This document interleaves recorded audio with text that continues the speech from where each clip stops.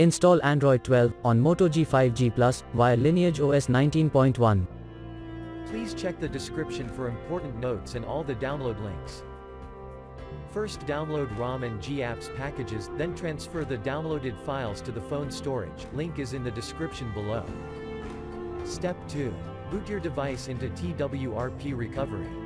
Once in TWRP, click on Wipe, Advanced Wipe, and select the check boxes, as shown in the image, excluding internal storage.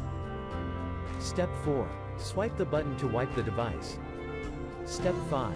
Go back to the recovery main screen, and tap on the Install button.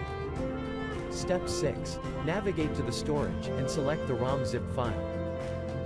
Step 7. Finally, swipe the button on the screen, to install ROM file.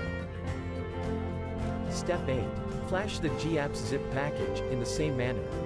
Step 9. After GApps flashing completes, select Wipe Cache and dalvik from bottom left side of screen, and swipe to wipe.